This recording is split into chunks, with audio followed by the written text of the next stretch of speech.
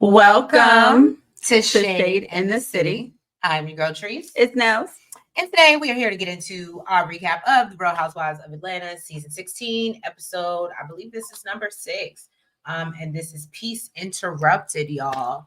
So yeah, all of our RHOA Shade Squad, welcome. If you haven't already, please make sure you hit that like button and that subscribe button. And y'all, let's jump right into it. And y'all, please forgive me. The late recaps might be a little delayed because editing situation going on. I've been on chats all night, cursing people out, but they will be up. Just a little delayed. But yes. And in the meantime, y'all got a good TikTok out of it. Okay. So you're welcome. Okay. But yeah, y'all, let's get into it and let's get shady.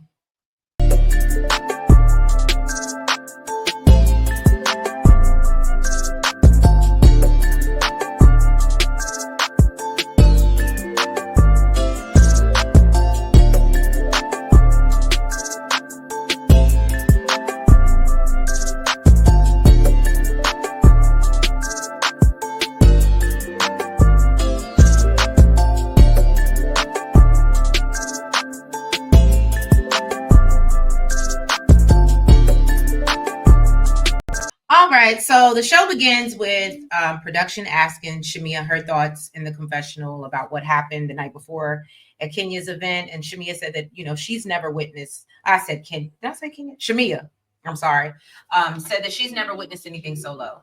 So Cynthia says that, she's seen a lot in this group, but she holds Kenya to a higher standard. And Porsha said that, it triggered her, it hurt her, and said that it was just ugly and hard to digest. And then we see them fast forward to 48 hours later, where we see Britt at home trying to give us some tears. She did. She gave tears. Oh, you think she gave tears? Those were tears. She gave tears. You thought they were authentic? There was a lot of tears. Oh, yeah. Actually. Oh, okay. Well, I'm glad that you feel that way.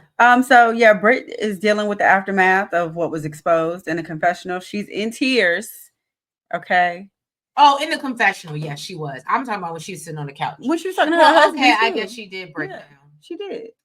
That's how you know I ain't see it for her. She's in tears, saying that Kenya doesn't even realize the damage that she's caused, and she's discussing it with her husband about how nasty it was, and they just can't believe that she did this at an event that was actually dedicated to her daughter.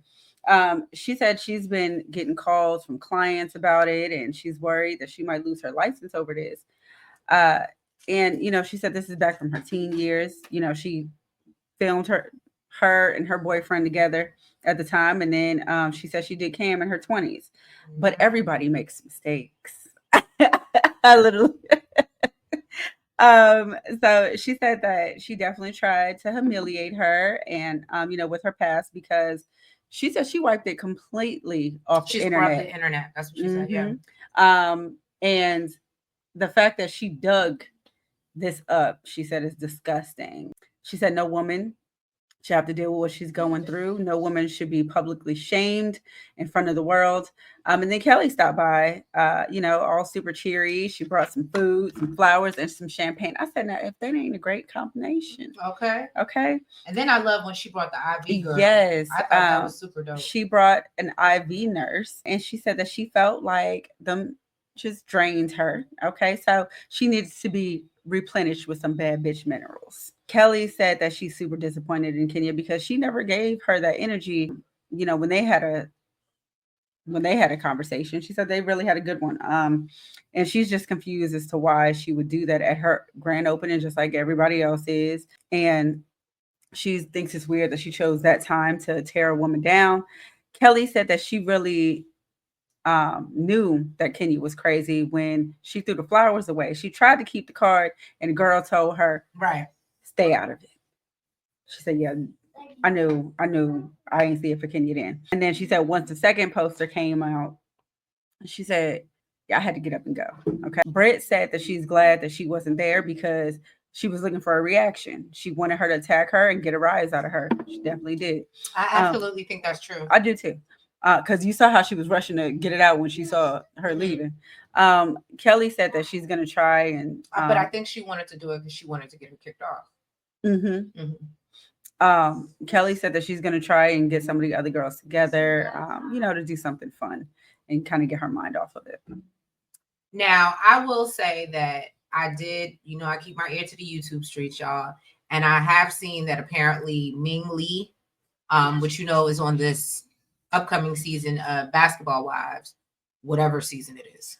And she apparently, word on the street is that allegedly Britt believes that Ming Lee is the one that gave that to Kenya, because apparently they used to date some of the same people, and her and Britt have beef, and Ming Lee and Kenya are actually cool.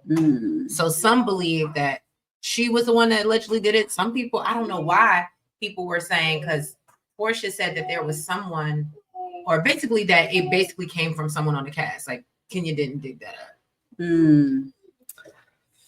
So somebody else might, I don't know. And so that's why I kind of believe like it could, I don't know. Y'all drop down the comments. So somebody was behind her. Right. With this. But that's why Kenya feels so wrong. Yeah. So that was, I don't know. Drop down in the comments, y'all. Let me know what you think and who you think share the picture, spill the tea. Now, Shamia has the ladies over to try and bring peace. So Shamia thinks that if they can talk, she can lay some praying hands and things will be okay. They joke, all the ladies are joking about Angela and her fan when she walks in, because regardless to what Angela is saying, I do think that homegirl might be premenopausal, because apparently whether she's indoors, outdoors, she got that fan. I still thought it was funny. She was like, I am not perimenopausal. Right. So I'm just the hottest bitch in the room. So Shamia opens up the floor for them to talk about what happened, and everyone speaks on how they were disappointed in Kenya's actions and how she twirled herself down to hell. Well, and Kelly says that Kenya's actions were premeditated, but she doesn't know if she could forgive it. She asked the other ladies, could she let it go? Or could they let it go? And Porsha said if it was her, that it would be done. Obviously, she says that in confessional, but she said, yeah, if that was her, there would be no chances of coming back. Shamia's mom just happens to be hanging out with the ladies. I thought this was funny. And she starts chiming in and says, don't be too quick to, cut each other down. And Angela asked Porsha what she meant about bringing up Charles at her event. And Porsha claims that, girl, I was joking. I didn't even realize it was that serious till you got upset. And she realizes Angela doesn't know her like that, so she probably shouldn't be playing with her like that. Mm-hmm. Drew shows up late again, and literally my notes say, where does Drew live? Because we have seen Drew be late to every event. It's only episode 6, and she's been late to every event. I want to say something, but it's gonna come off too shady. I don't know. It's just weird. It just makes me think that she must live like further out. Because you know how sometimes they have them outskirts towns that they still be nice, but they like really are not in the city. I just expect when somebody to show up late that they just look amazing. Oh, like they you are terrible. All that time. Don't do that. Don't looking do that. great. Don't do that to my girl Drew. And y'all make sure y'all go cop Drew's album. I Did It To Me. It is great. It is a bop, regardless of what Nell tells you. It is a bop. I didn't say her album wasn't good. It's good, y'all. Shout out to Drew. It is a good album. What is it called again? I Did It To Me. As in like I did it to me. Like you caused that on yourself? Yeah. Oh, okay. All right. So then Drew shares with the ladies about her divorce and, what she's going through, because, they're asking her for her updates. So she lets them know that she's getting ready for court. She said it's interesting being in the same house because they still coexist like a family. Surprise, surprise. Angela pivots to Porsha to talk about her divorce. And I said, you better, Angela. That's one thing I ain't even going to hold you. Angela has shown up when it comes to being the pot stirrer. All right. She has shown up. She making sure she getting in there. Yeah, Porsha, let's talk about you and what you got going on. Since you over here talking about Charles. Okay. So Miss Netta. Right. And apparently I didn't get to watch it. Apparently Miss Netta said something about, but I would look. I for some reason I didn't listen to it, so I don't want to assume, but I think she may think that maybe she could possibly be a housewife.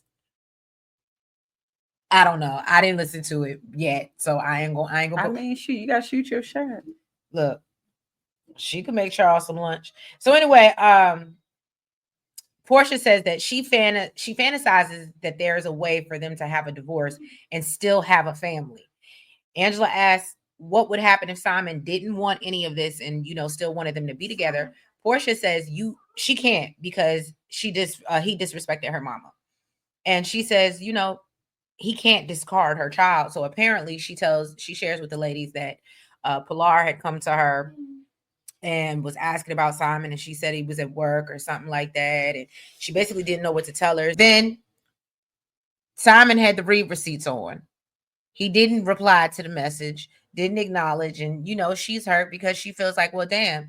So we break up and now you just said FPJ, but and I do think it's wrong. I do think it's wrong. I feel like if you are in a relationship with someone, especially like a marriage, and you've taken in their child, and I don't know if she was checking on his sons, so that's something to think about. Like I was saying, to play advocate for Simon, I don't really want to be with you no more, or this is not going to work out. We decided that, and that's not my child. You didn't give a damn when I couldn't stay in my house with my kids. So why should I care more about your child than you cared about mine? I know that's not the right way, but I'm just saying. Yeah, I don't know. It was kind of weird to me that the reason why they were getting divorced, and then you thought after you got divorced that y'all were still just going to be a family, right? I thought that was even when she was like, I tried to call and do it the right way and go through his family and try to work it out, but if the reason you're getting divorced is you found out he was a fraud, why would you want to, understand what I'm saying? Mm-hmm. Like, why would you want to try to work that out? There was no talking then. It was like immediate file for divorce. So. At that point, that's irretrievably broken. Mm-hmm. But so then Kelly lets them know that she's hosting a garden brunch, and Porsha says that she can move on with Drew.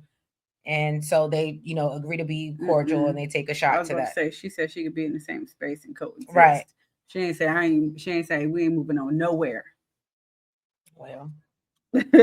Yeah, then we see Kelly and Chloe, her daughter. They decided to do some meditation and yoga.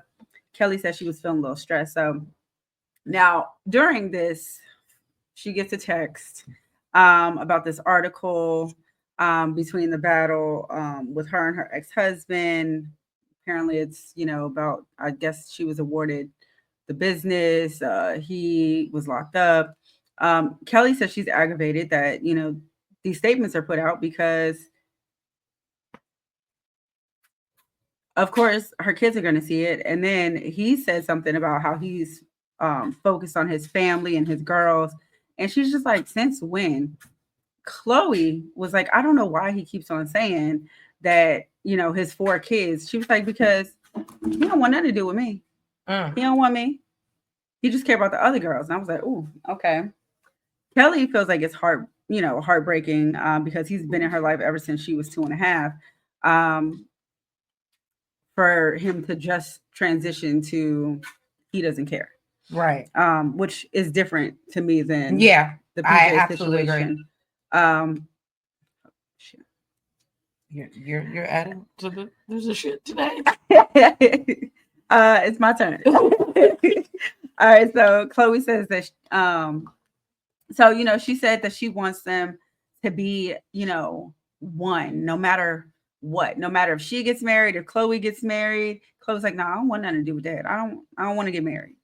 She's like, I don't want to end up like you. She said, I'm scared to end up like you. I said, that is so awful when she said that. So, Kelly's hoping that she changes her mind about that and says that, they should do some healing and counseling. And Chloe says she is all here for the counseling, whatever she got to do to not do any more meditation. And I'm here for it. I'm glad that she was at least open to counseling, and I'm sure they need it. It sounds like that they went, like she said, the girl has seen her on the floor crying. She's probably a little traumatized by seeing what her mother went through. So I absolutely think that was smart to suggest that. So we see Drew. She's leaving because it's Ralph's weekend with the kids. Ralph walks in and Drew acts surprised to see him, even though we know that this happens every other weekend. Well, she did explain when she got to the car. Right. So she pulls him to the side and tells him that she needs someone to call an exterminator because apparently it's in their court order that he pays for that. And she said that, she paid for it before, but her lawyer let her know that that is no longer her responsibility. So she's letting him know, and she's relieved because it's another thing off her plate. And so then Ralph starts to go in on her about how he pays everything, and it's He's typical. like, you don't got nothing on your plate. Right. You don't pay no bills. She's like, I ain't about to do this with you, homie. Right. And so, he says this is typical Drew, and, it tends to cause conflicts. So then Drew feels like, Ralph likes to dance on her nerves, and she's just hopeful that, at the end of all this, they can one day be friends again. But we did see her explain when she got to the car with Allison. So I'm assuming that Allison lives there. Basically explained that, yeah, Ralph normally is downstairs in the basement when she leaves. He never comes up, and it just happened to be. It was for the cameras. And it could have been for the cameras, But then it was weird because she was like, let me hurry up and get out of here before he calls somebody talking about, oh, she's still here. And yeah, because they have a little app. He can just go on the app and say she's still here. And it's past her time. And technically it would be her breaking the agreement. He could be petty like that if he wanted to. And unfortunately, I wouldn't put it past him. Because it's Ralph. I don't know. I get what you're saying. She knew what she got herself into. She absolutely knew who this man was. But I don't know. I still feel because the level of petty and butthole that he can be, I don't know. I just can't help but feel bad for her. I would just be so, if I was Drew, I would just be distraught. Like if he just accidentally got hit by a car or something. You're stupid. That would be crazy. You're awful. So Shamira. My phone puts it as Shamira, and I have to remember that it's Shamia. Shamia went to go see RL. She said that they've been friends for a very long time, especially his wife Lena. I wonder if that's what RL is for. Is the L for Lena? Because his last name didn't start with an L. It's I think I forgot. They showed it. Well, anyways. No, I don't think it's Lena. Because he was RL before he met Lena. Oh, he was out before he met her. Oh, okay. Well, she said that, it was only natural that she talked to him about her dreams and of doing music. She said this is who Drew should be working with. Okay. She got to find herself a RL. Then Angela stopped. I didn't like that shade. It was shade. And I didn't like it. Especially, no shade. I've heard Drew's album. I've only heard your song, Shamia. So let me say this. It was shade. But I don't think it was necessarily supposed to be shade at Drew, especially if her was it supposed to be more to Dennis? I think so. Okay. And I think also if her album wasn't out at the time, then I think it was definitely supposed to be shade to Dennis. Okay, got you. Because I was like, because I really, and I like Shamia, but I didn't like what I was like, what was that for? I was like, oh. Yeah, I think it was like basically like to work with like a professional. Got you know what I'm saying? So then Angela stopped by the studio, super supportive, and she apologized. She said that she was sitting next to Porsha when she didn't know it was Shamia's voice. She said that she could tell Shamia was frustrated, and Shamia said that her feelings were hurt. She said everything that she's done, she's everything that Porsha's done, she's been her biggest cheerleader, and she need her to reciprocate that same energy. Then Drew stopped by the studio, and in a confessional, Shamia said, y'all gonna hear this damn song, okay? And then she literally sung the words. Production asked her to sing a little snippet. Okay. I think she sung the whole damn song for real. She said, I'm not good. Screwed it. I'm not good at following directions. Exactly. And so then they get into the song. She told Drew it's no shade, but girl, it wasn't your song. She was like, and she's like, it's my artistry and my passion. I'm passionate about it. And she completely understood. Drew was like, your music is like your baby, and you're sharing it with the world. So no, you don't want to be your voice to be mistaken for somebody else. Shamia says how she was blessed to work with RL and B Flat. And they build up her confidence. Drew said she feels the same way about Dennis, and the way these royalties are set up, she'll be paying for PJ's whole college. Shamia was like, okay, so PJ's college is already paid for. All right. And then Drew was like, well, I can contribute to the snacks. And in the she's just like, girl, why you just got to go too far? Like, just stop it. And Right. then RL came out and played Shamia's song called T-Shirt for them. And she had to stand up and put on a little performance a little bit. Yeah, it didn't. I'll wait to hear the album before I give my review. But I will say Drew's album is good. Yeah, I was not a fan of. I mean, the part of the Song that they I play. yeah, I do like her voice, but the song, and plus, I mean, you can't name it T-shirt, and I mean, the song T-shirt that I know of, the two songs T-shirt that I know of are freaking amazing. So for it to be flat, I mean, it was given flat. But I like her voice. Now we see Britt. She gets a visit from her mama. She shows her around and says that, she's showing her around the house like she ain't never been in before. Maybe she hasn't. It says that she had to let her know what's going on. So she talks about her sister stepping up. Oh, I think she was showing her the renovations. Oh, okay, got it. She said that, her sisters have definitely stepped up since the whole Kenya situation. And then she breaks out in tears and says that, she's been dealing with hate her whole life. And, Britt says that she chooses to be classy and not go low. Today. On this episode. As my son would say, on this day. And then we see Porsha. She meets up with Shamia. Shamia said that, she doesn't want to bring up her issues with Porsha because she knows that, Porsha has bigger stuff on her plate. And again, this is when we see Shamia holding back how she feels and only considering Porsha and what she has going on. So they bring up Angela and her feeling away about her bringing up Charles. They talk about Dennis and Drew filming together, and Porsha says that, at this point they have a great co-parenting relationship and she doesn't need any extra variables. So that makes her very extra, protective of her baby daddy. Okay. Now, Shamia talks about herself and Gerald and, their embryos, because we know they about to try to do the surrogacy thing again. She asked Porsha about her embryos, and then we learned that apparently her and Simon have put some on ice, I guess. And so, but Porsha doesn't want to talk about that because obviously with this divorce going on, she doesn't even know. She probably, if I was Simon, I'm pretty sure he's not going to let her use them. I'm pretty sure. I don't know how that's going to work out in the divorce settlement because I feel like Kenya got hers, right? From Mark. I don't even see why you'd want to. I don't either, but this is so your kids are had the same child. I mean, daddy. That's really what it's about. So your kids don't have a different father, even if they're not there. Because remember, that's all Kenya wanted. She didn't care if Mark wasn't there. She just wanted them to have the same daddy. Basically, Porsha said, like when you learn their traits, like you want to put those in somebody else. You want to make another human with those. That part. So then she said that, if she feels like if she could just sit and talk to Simon, that this, because, she feels like, she gonna come out and give him the and the peach juice, and he just gonna be like, yeah, Porsha, whatever you like. However, she feels like right now she's actually at war with an influencer.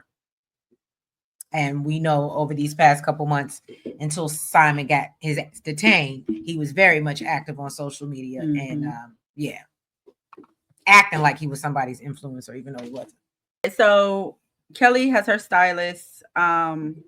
What's his name? You know his name? I did not get that baby's name, but he was sharp. Yes, he was. He was sharp. He was beautiful. Beautiful. His name might be further down in my notes. Got her stylist helping her with the peace brunch. She's hoping that everyone brings peace and wants Britt to feel supported. So Porsha calls her and let her know she's sick. She done caught the cold from PJ, so she won't be making it. Kelly told her, girl, take everything you need except somebody else's man. I say, girl, you mess. Then the ladies start arriving. Angela sat down in her seat and sees that there's a fan there. His name is Paris. Paris, yeah. Apparently, the stylist Paris left it there. She was like, that is just my spirit animal. Okay. She updates the ladies on the story. No, Kelly updates the ladies on the story about her ex-husband and lets them know that he's out of jail. He owes $10,000 in child support and literally only made just one payment. So Britt gets there. She lets her know that brunch is, really for her so she can feel supported. And she wants her to express herself because the ladies have talked to Kenya about how she feels. Britt immediately got turned off by that. She said that she's been dealing with a lot. Um, she has to deal with this, with her husband, with her business, her license. Um, I love when Angela mhm. for the win. I think, Called but it out. She said somebody else asked her though. Shamia Shamia asked her after about her. they had the No, blow no, no, up. no, no. They're the ones that brought it up and said you lost your license yesterday or 2 days ago or something like that. Oh, okay. I didn't hear that part. So somebody had asked her about her losing her license, and Angela asked her what she lost her license based off of. And Britt said, "Are you confused as to what's going on?" She said, "Ooh, girl." I was like, that was super. And I'm sorry, I'm gonna say it. That was aggressive. That wasn't classy. No, it wasn't. So she said, "Girl, where's this energy coming from?" Okay. But I'm saying as well, in order to lose your license, there has to be a cause. So what is the cause? Angela told her, "You didn't come in peace." Okay. I asked you a simple question and you failed to take responsibility on how we even got here. Well, in the first place. Then she told her, Kenya is not here. Okay. You need to read the motherfucking room. And everybody started seeing the real Brit stand up. Okay. All right. Angela told her that she likes throwing rocks and hiding her hand. Kelly asked Angela to swap seats because it was getting a little spicy over there. So Shamia said, "Okay, well, let me ask the questions. How did you come about losing your license?" And she said because of all the backlash and defamation, she's under investigation with her insurance license. She said that you don't lose it immediately. Angela said, "I thought so." Oh, and then that really set off. Yeah, she did. She said, "Angela, what you say?" She said, I thought so. So Drew said, "Girl, Kenya is really here." Okay. That's one thing I can appreciate about Angela. Even though she's not gonna back down. She ain't gonna back down. So I think that's why she can take all that crap from her husband. Right. No, that's well, but I feel like she doesn't say anything to him. That's she just kind of laugh it off. To your point, I think that's why she is the way she is. Yeah. So Drew said, "Girl, Kenya is really here, okay? And you are so funny." And clearly, Britt took offense to it because she was like, "Yeah, I'm so funny. I should be a comedian, and that's why Kenya is not here because she's nasty because of her nasty work she's done." And basically said nobody wants to acknowledge that. So Drew said, she agrees that Kenya took it too far, but if they can get to a place where they can both admit that they're wrong, they can have a conversation. And Britt said that she already admitted her wrongdoings and she tried to talk to her. She said the damage is already done and it cannot be removed or erased. Drew said, "I hear you. Okay. And I can't say, how you feel is not invalid. And I respect your feelings and I really pray and hope it turns around for your business and career." And Shamia's like, "Girl, you hear them church bells?" Okay. She's like, "I feel the peace right now." All right. She said, when all bad is happening, you need to try and find the good in each other because it's easy to point out the flaws and the negativity about each other. Every one of us, we all have bad parts that we don't want anybody else to see. So we should focus on the good and we'll be able to move past all this. And then she said, let's get up and dance. Let's dance this negativity off of us. Okay. And then I think they did the electric slide or something. I mean, it was. No, they had their boots on the ground. They did not. You stupid. Well, yeah, that wasn't out at that time. But yeah, y'all. So we appreciate you tuning in to this recap. Let us know your thoughts on the whole Britt, Edie, and Kenya of it all if you have not already. But yeah, make sure that you guys go ahead and hit that like button for us. Make sure you comment. Make sure that you guys subscribe. And you hit the notification bell. Make sure you're following us on all the platforms. That's the Blue Sky, the IG, the TikTok, and the Facebook. And yeah, if you guys go there, you can witness my chair challenge that I did last night that again was not planned. Epic fail. Don't do that. It was like a mid.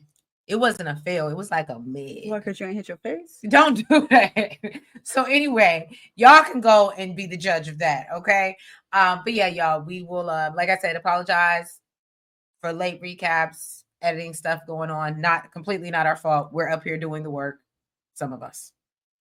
some of us. I know you ain't talking. I was trying to do the work last night. Don't No, do that. I'm just. You was over here flipping over chairs. Don't do that. And yeah, y'all. And we will catch you next week for another recap of the Real Housewives of Atlanta. Have a good night. Bye bye.